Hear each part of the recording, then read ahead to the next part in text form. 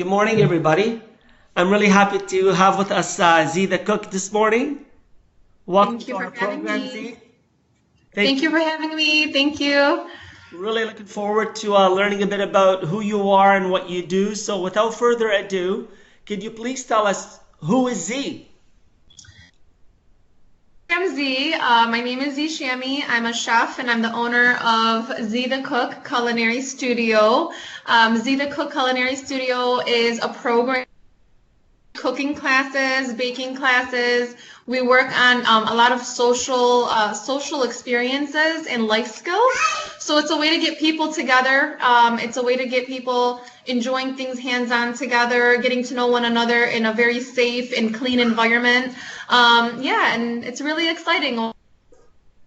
Now, you say safe and clean environment. I bet that takes on a different context when you're in the kitchen cooking, right? You know what? Not really, because the reason I mentioned it and I put so much focus on it is because I'm a clean freak, and so even though when I'm cooking, I'm always cleaning as I go, and I teach my students to do the same thing. As it does get kind of, messy in the kitchen. You're chopping, you're mixing sauces and things like that. I'm still pretty adamant about cleaning as I go and making sure everything's very nice and clean and safe. So, but I have had chefs that I've worked with who are like disasters in the kitchen. I mean, it's their zone, but they have no care about what kind of mess they're leaving, and that's okay too. So whatever works for everybody. And this is really hands-on for the people that are in your workshops, right? Very hands-on. So I'm not only demonstrating while they watch and take notes. No, they're actually at the same time that I'm demonstrating, they're hands-on, they're chopping, I'm instructions. At times I will demonstrate and then say, all right, everyone, you're on your own, and people can get as creative as they like. They can, maybe chop or slice a certain, vegetable or ingredient the way they want to. So it's all about creativity in our kitchen and about, trying to figure out what will satisfy your taste buds. So That's beautiful. So in thank a you. moment, I'm going to ask you why you became a chef, Z, but I'd like to know a bit about Z, the human being, the Muslim. I take it you're from Dearborn, Michigan, right? That's right. I was born and raised in Dearborn, and I am still residing in Dearborn today. Okay. And so, can you tell us a bit about your history? Sure. Were your parents were they also from Dearborn? Of course. So my father and my mother, they were born, and and then they came to the United States when my father was around 25 years old. He came to the United States. My mom came. They built a family here together. They've been here over 35 years, and they had 5 kids, and we were brought up in a very, I would say, conservative household. My parents are religious. They are pretty strict, but at the same time, my dad is very sophisticated and very wise, and he likes to open our minds to new religion, so we are educated and aware, which kept that feeling that I'm so proud to be a Muslim. So I think it was only a few years ago that I was thinking to myself, I'm really, really grateful and thankful that I am a Muslim. And I respect all religions, I respect all cultures. So with my business too, it's like I'm very happy to show the diversity, and to show very proud to where I come from and my roots. Well, mashallah, I mean, with cooking and with being Muslim, you bring the diversity of a very universal message with a Yes, very universal need. We all have to eat, right? yes, yes. So, subhanAllah, you're bringing the Islamic concept of being open, engaging others, inviting others to learn about who we are. 100%, And you're doing that with 100%. something that's so basic. You bring the love of cooking into what you do. Yeah. So, how is that unique to what you're doing? I know there's a lot of chefs out there that are doing similar things. What's unique about your twist? So what's unique about my twist? Number one, because this is relatable to Muslim Shia, so I'd like to just mention that everything We are very picky about what ingredients we're using, where we're getting it from. The butcher is actually my dad's brother. He's owned his own meat market for over 20 years. He does the butchering himself. So whether I'm having, a Christian or a Jew or a Hindu or any kind of religion or anyone who doesn't have religion, no matter who my students are, they're still getting halal food. They're still getting the food that I would eat. So if I'm not eating it, they're not eating it.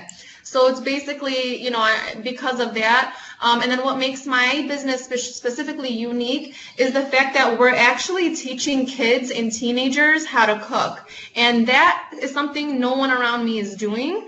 I'm very blessed that this is something that took over my life and that I'm in charge of that.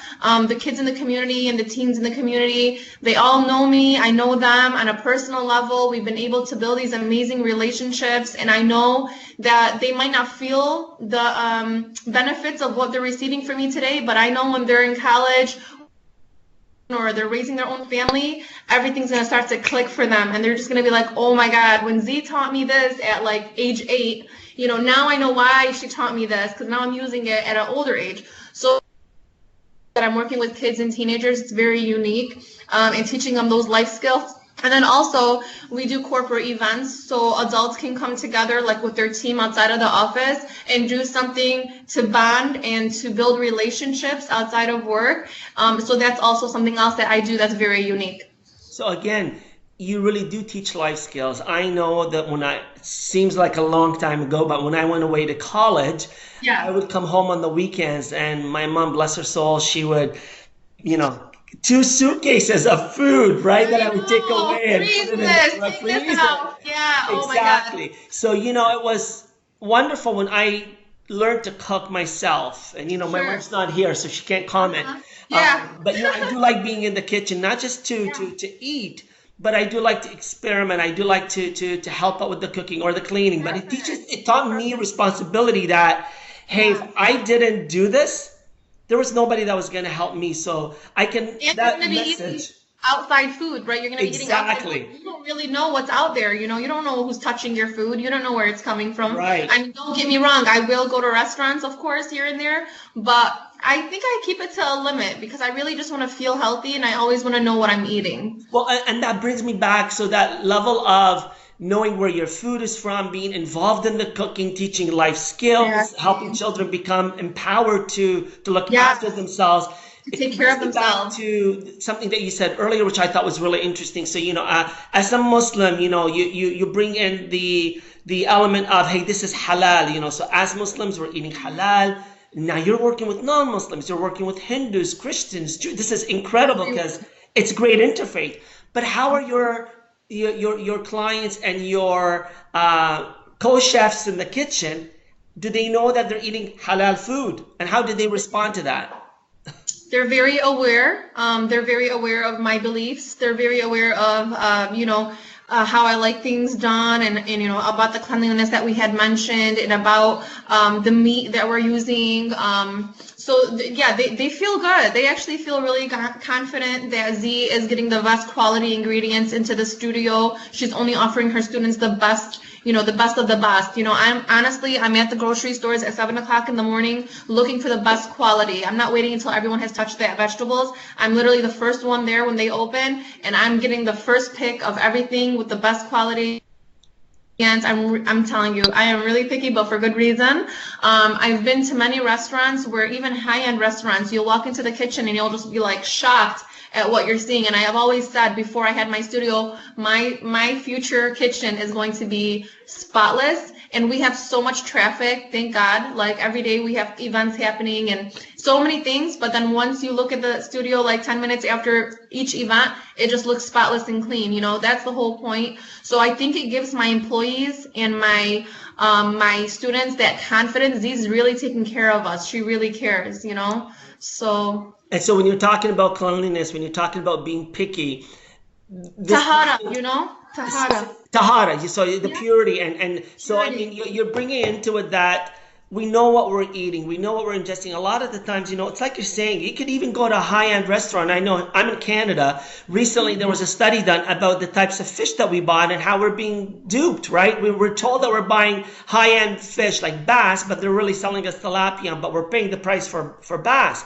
So you just don't know what you're getting at restaurants. And there's a lot of horror stories about people doing things at restaurants, right? Now, I go to restaurants too, but I'm very picky. I have one or two restaurants I go to, and we're limited here in London, Ontario, as opposed to Dearborn. So, you know, we do have to be very careful with what we're ingesting. So I do, that resonates with me as well. So let me ask you, you talk about your upbringing, you talk about why food is important and why the safety and the purity and the blessedness of the process and the what you're using. Is that from your personal upbringing? Did you go to culinary school? Where did your love for cooking and all this come from? So my love for cooking actually stemmed from my love for the people in my life. My husband is, I would say, the main source of the reason why I started to really start cooking. I've actually been married twice, and my husband right now, who is my, you know, the amazing husband, we purchased a house together, and in the past, you know, I was 25, 26 years old, and in the past, I really never cooked. I thought I couldn't cook, and I thought I wasn't good at it, and I think I was just in the wrong environment. So once I got into the right environment and a healthy home, a healthy environment, I was, you know, mentally really, really comfortable. You know, it brings out the best in a person. So I actually discovered my passion and my love for cooking at an older age, and from that, when I started to cook for my husband and then my family, as my family grew, I started to share, and I would share these posts on, you know, social media. And as you know, like the food pictures was really popular, you know, at a certain and so people started to just follow my page, and naturally they started to ask me for my recipes. And again, I don't really write recipes, and I don't care to, just because I want to be given 100 different ingredients and leave me alone. Let me figure this out, and let me do whatever I want with this. So I'm really all about creativity, cooking with my heart. So it actually came to me. I actually went to school for nursing. So I was in the health field for a long time. And I guess the medical and like the health in general was something interesting to me. And then my passion for food combined with that together helped me grow as a chef. And so I didn't go to culinary school. I wish I would have, but I am one of those entrepreneurs who's like straight to action, straight to business, no time for school or anything. Well, mashallah, you've started a school. You've started a following with your social media. You've turned it into a business. You got people coming into your kitchen. The one thing you're telling me this morning that I'm learning is don't have an interview about food when you haven't had breakfast. So, so I'm really getting anxious to try some of your foods. Tell me about the food that you make. What's your favorite dish? What are your favorite ingredients? Sure. So my favorite dish to make is an eggplant parmesan. I love eggplant, and I've actually been able to have people who didn't like eggplant are now eggplant lovers. They just love it because of the way that I prepare it. And the reason I love eggplant parmesan, I know you're getting hungry. The reason I love making it is it's therapeutic for me. You know, it has so many steps involved. So from, you know, sweating the eggplant to in the Italian breadcrumbs and the egg and the flour and the Parmesan cheese, there's like techniques involved, and so during the process of cooking it, it's enjoyable, it's fun to make, and the results are really amazing. So that's my signature dish, the eggplant Parmesan over angel hair pasta. It's my favorite one to make, but I'm very open to you know, mixing different cuisines together, so they call it fusion foods. So sometimes I might mix a little bit of Chinese and Mexican in a special way that ends up being an amazing. All halal, yes. Halal. All halal, of course. Yeah, so all our food is halal. I mean, I've never eaten non-halal. I never did. So that's just the way I'm used to. You know, I really can't tell you otherwise, you know. This is wonderful to hear. So when your clients come in and they cook some of their food, they try some of their own creations, right? What are some of the experiences they have or the reactions? Well, let me give you an example. Let's say we're making like sauce from scratch. You can, use you like in the marinara. Some people might add like extra basil or extra thyme or extra rosemary, whatever they want. So we actually try to, try to garlic, the onion, the different seasonings. So they end up making like, let's say, their own marinara sauce, and then we all taste test each other's, and like, they get excited to see the differences and to see what kind of flavors come out of, getting creative. At the end of the day, they always love mine the most. So what can I say? Proud of But what I you try to do. teach them different techniques. I always say, if you're going to use the garlic, this is what we're going to do. This is how you're going to chop it. You're going to slice it, and you're going to saute it in extra virgin olive oil. So I kind of give them tips and tricks, and then I let them go on their own. Allah, you know what you're talking about. You can feel the love in what you do, and Thank that you. obviously comes into the work that you do. And, Thank I'm a trainer by trade, so when you talk about the steps and how you're engaging people, I think that's really important because you turn it into an experience. you. When Yeah. particularly, let's say clients or corporate clients come to you, do you have certain outcomes that you set for them? When you say when you go away today, is it just that they learn to make a dish, or do they Oh my learn goodness. something about themselves with Zee the Cook? It is crazy, let me tell you. When we have the corporate events at the studio with all adults, it's competitive, it is exciting. They're laughing at each other, they're really bringing out the child in themselves, I guess, around each other, whereas in the workplace, everyone has to be so serious. So I've even had like a principal at a school come with her staff, and then way they could never speak to her at the school, and it was so funny to hear them admit that, and she was laughing about it too. So to see those connections being made and to see them, not really, it's like, again, it's not just about the food, it's about the social experience. What is cooking together going to bring out in you? So it's funny because they'll laugh at each other again, or they'll actually tell one another, like, oh my God, that is so awesome. Like, they encourage each other, they support each other, they laugh at each other. Like, it's a really fun, lively thing. And I always start all my team building events with a challenge, like a small challenge. So if we're making, let's say, 3 entrees, one of the entrees will be a challenging entree to where everyone's making that same dish but in a different way, and then we judge it at the end of the party. So everyone gets that energy going, that Healthy competitive feeling. competition, right? Oh yeah, oh Yeah. yeah, oh yeah. So Now you it's mentioned a fun. studio. Is it so? Do you work out of your home? Do you have a studio? Is it a separated place? So my studio is actually a building, and it used to demolished completely from the ground up and remodeled myself. So I put my heart into the decor, into the interior of the studio. Before I had the studio, I actually used to do private lessons from home. And my students, when I actually announced to them that I had a building, because I had saved up over the years, they were actually upset. They didn't want to leave my house. And when I felt that coming from them, I was like, wait a minute, I thought you were going to be excited for me, but they love that homey feeling. So what I did was I used my building to make it very homey. So when you walk into the studio right away, you don't feel like you're in a commercial building. You feel like you're in a home. You feel like there's so much love there. Even the kitchen itself is a residential style kitchen with like 3 stoves. There's hoods, but it's still the cabinets and the stoves and the hoods. It's all very homey. It's not like those huge, commercial equipment that you'd be like scared to see. It's really, really homey, and so that's where I operate from. There are times, being a mom, that I have to work from home, whether it's, from my laptop or preparing things for my website, answering emails. That would happen at home, but for the majority of the time, I execute at the building, and I host my cooking shows at the building, and I meet with clients at the building. So, Z, mashallah, you're a professional, you're an entrepreneur, you're a mother, you're a wife, you're the CEO of your company. So, this is great. What message do you have for I'm not going to say for other Muslim women or young girls? You have taught me so much today about being an independent person, an entrepreneur. So, what message do you have for anyone about going with your dream and believing in what you do, whether you're Muslim or not, whether you're a woman or a girl or a boy or a man? Your message is universal. Yeah, 100%. And before I answer that question, if you don't mind, I'm going to say that, in the beginning of my business, I feel like a lot of people in the community who were not Muslim, I think they perceived me as, or the building too, as just being a Muslim place, because they've seen the owner wears a scarf. Maybe in their minds it's like, oh, she's only open to other Muslims, or she's only taking Muslim students. So I can't explain specifically how I felt it, but over time, during certain, let's say, workshops or community things where I would see non-Muslims, you can kind of feel like they thought that way.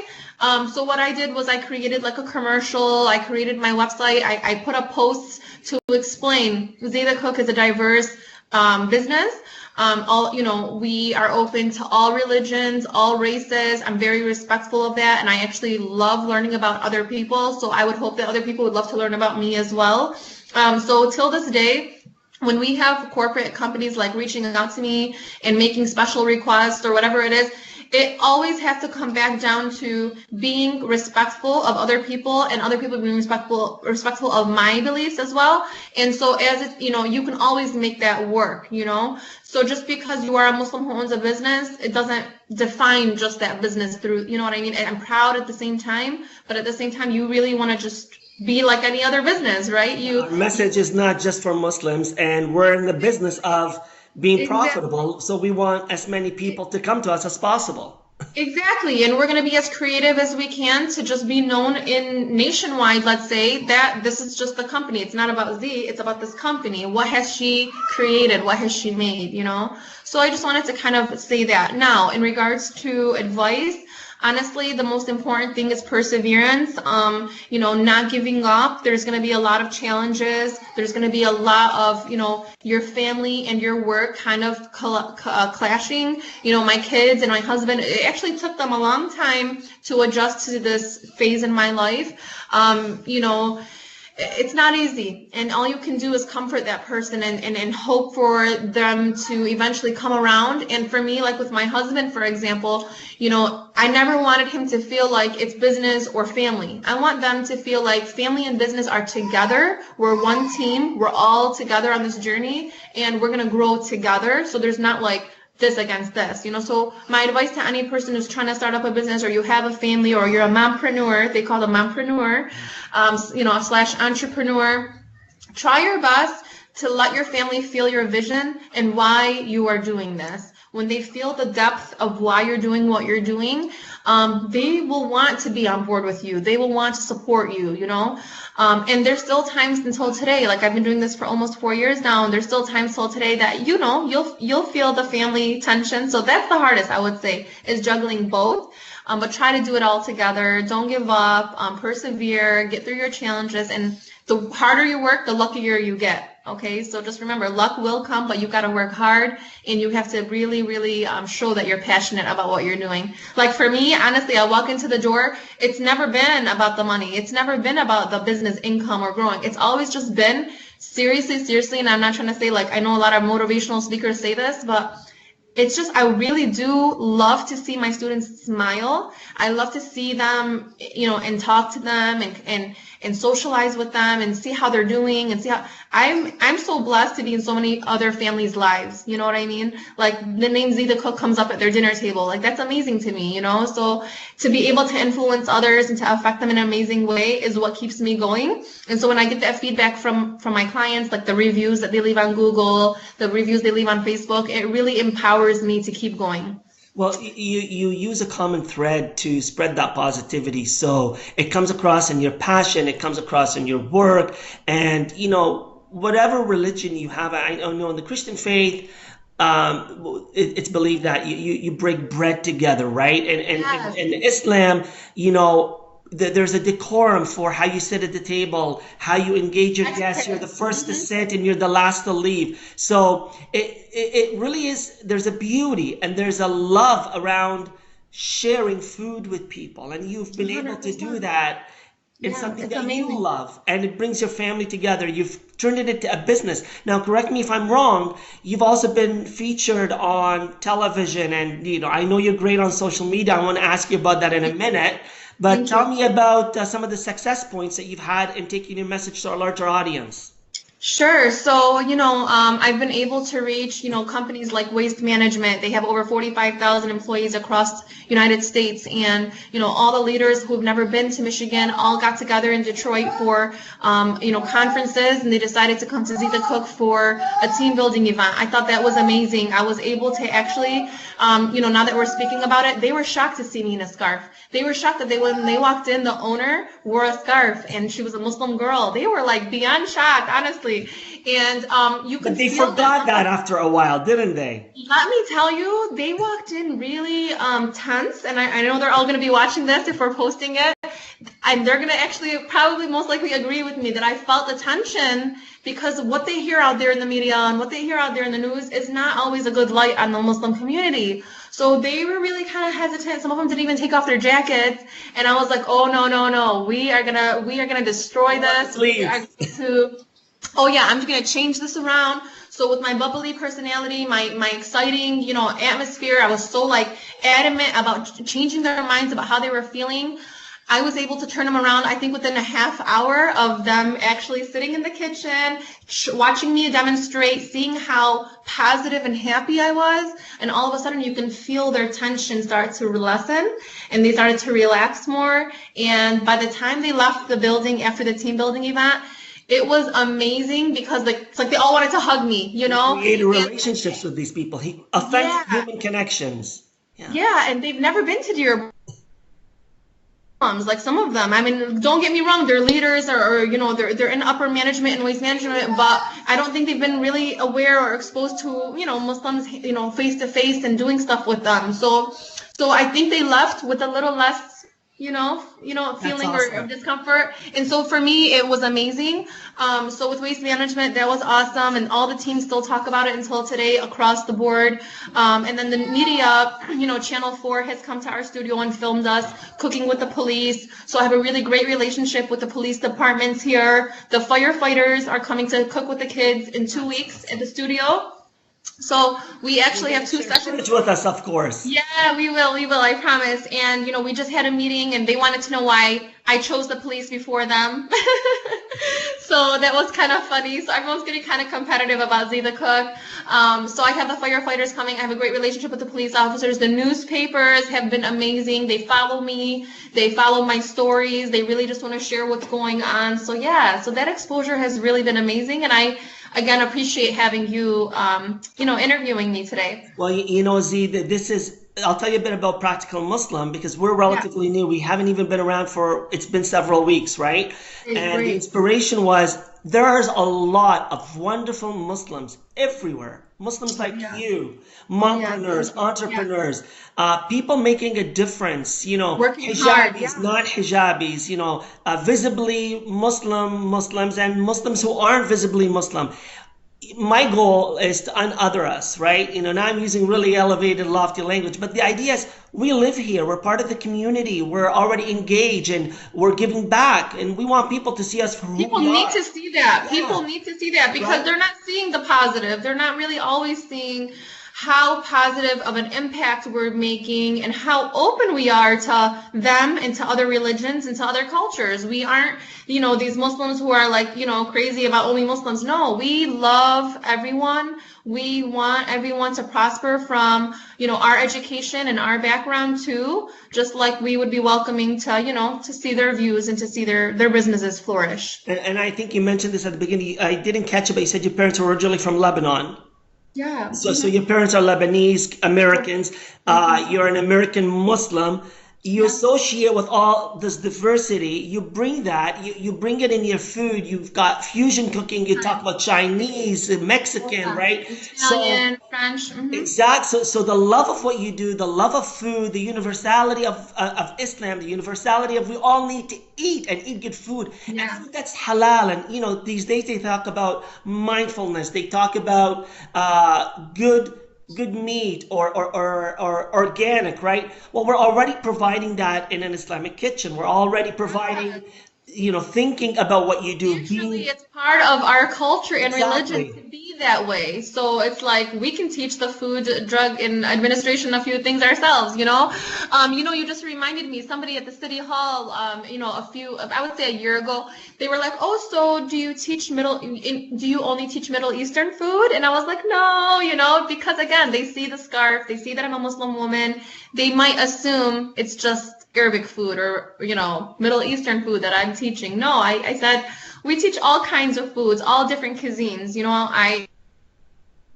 Italian food than I do, Middle Eastern food. It just depends, So yeah, it's really nice to educate. I think educating people is the most important thing. They won't know otherwise.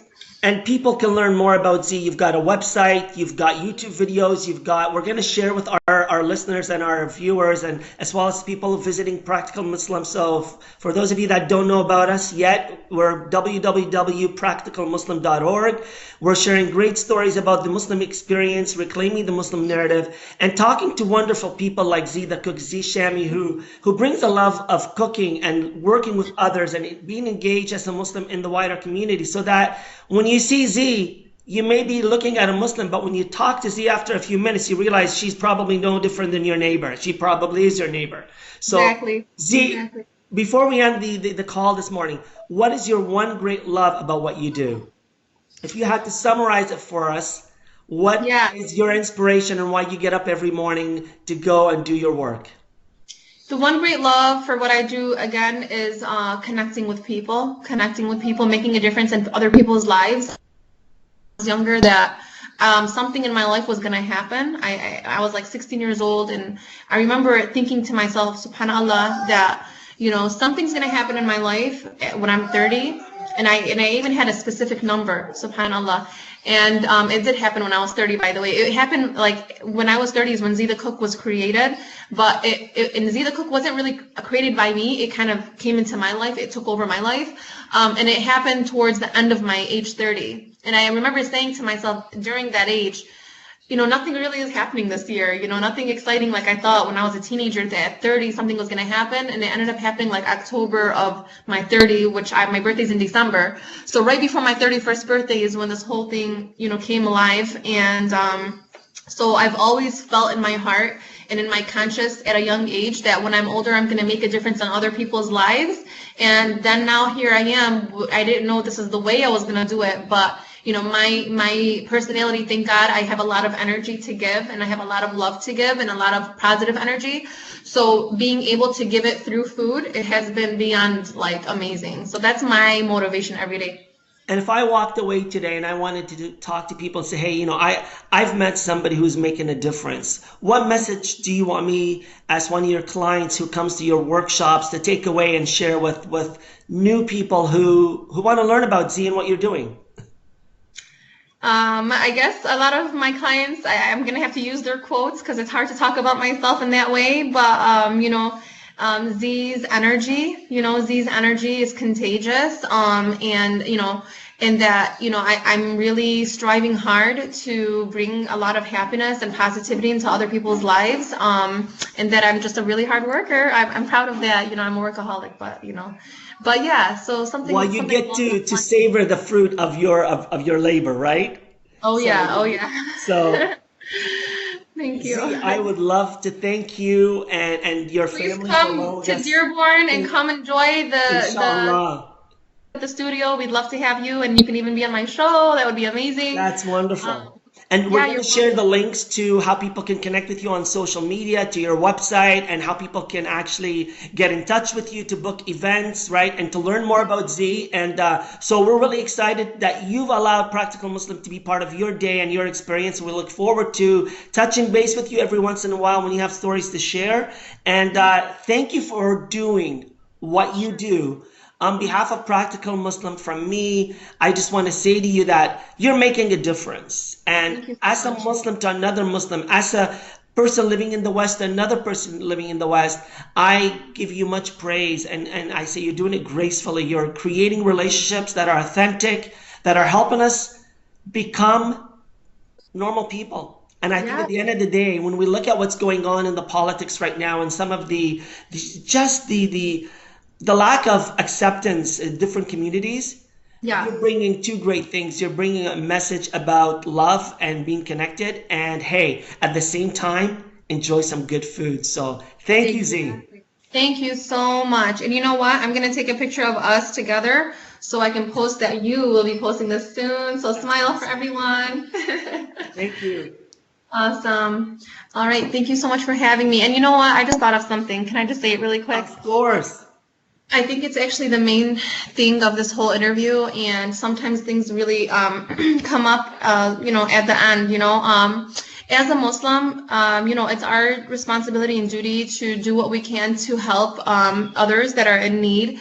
And I really felt like without money, I wouldn't really be able to do that as much as I do right now, let's say authentically through my cooking. So using that money that I've been making and saving and trying, the reason I'm really, really trying to get big is, like I said about that vision in my mind, like I've always had this vision that, I could help people who, let's say, don't even have water, like making a well. I know like in Africa, for example, you can purchase like this special land where you pay a certain amount of money and you provide a well to a whole village. And like that's one of my biggest dreams. And I remember even telling my family, and they were just like, "Oh my God, like we never knew that, we never knew that was on your mind."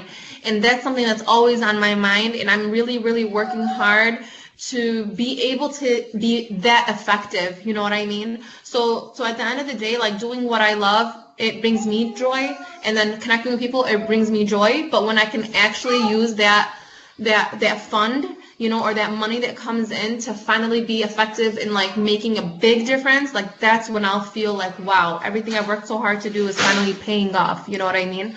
So yeah, as a Muslim, I think we're taught to do that, and this is my way. Thank you So I just very want to much, Z, thank you. You reminded for the me. interview. Thank